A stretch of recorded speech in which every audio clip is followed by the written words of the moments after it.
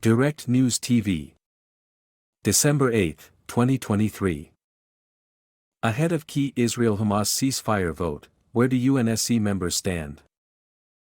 The United Nations Security Council will meet today, 1400 hours Greenwich Mean Time, to discuss the war in Gaza, after its Secretary-General Antonio Guterres used a special measure of invoking Article 99 to urge the organization's most powerful body to call for a ceasefire.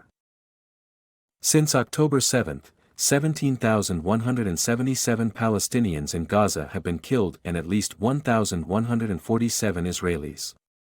Thousands more remain missing in the rubble of Gaza's destroyed buildings. Following Antonio Guterres' call, the United Arab Emirates, UAE, the only Arab country on the 15-strong UNSC, has pushed for a draft resolution demanding an immediate humanitarian ceasefire. What is the new draft resolution? It will be the sixth resolution to be put forward, since the war started, in trying to find some form of agreement to end the bloodshed. The UAE mission to the UN wrote in a statement, "The situation in the Gaza Strip is catastrophic and close to irreversible. We cannot wait. The Council needs to act decisively to demand a humanitarian ceasefire." The draft resolution has the support of other Arab nations and the Organization of Islamic Cooperation.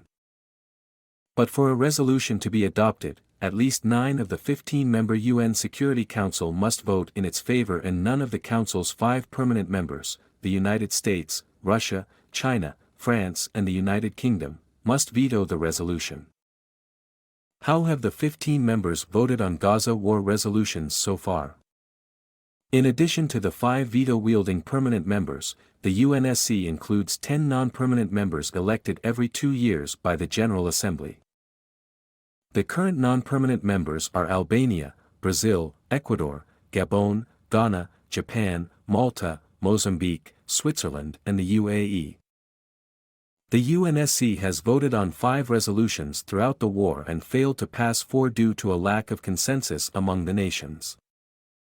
Of the 15 members, 4 voted against the first Russia-led draft on October 16.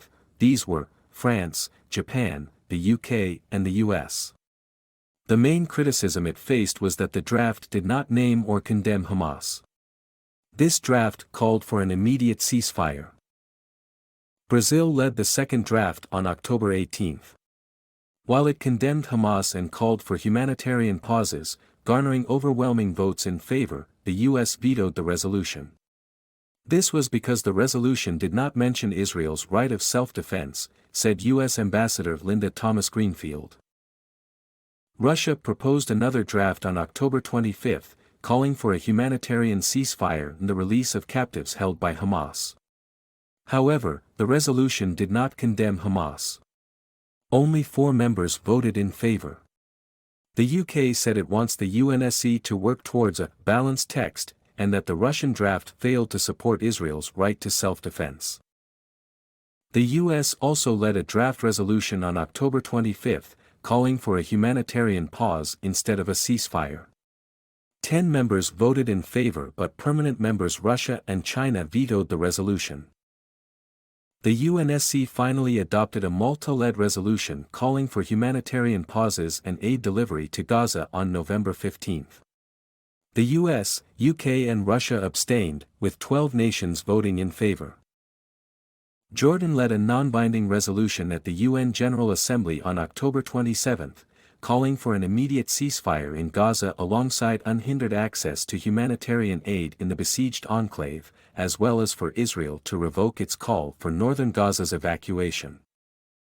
This time, 120 countries, including France, voted in favor of it, with only 14 nations, including the US and Israel, voting against it, while 45 countries abstained. This resolution passed. What positions have UNSC members taken on calls for a ceasefire?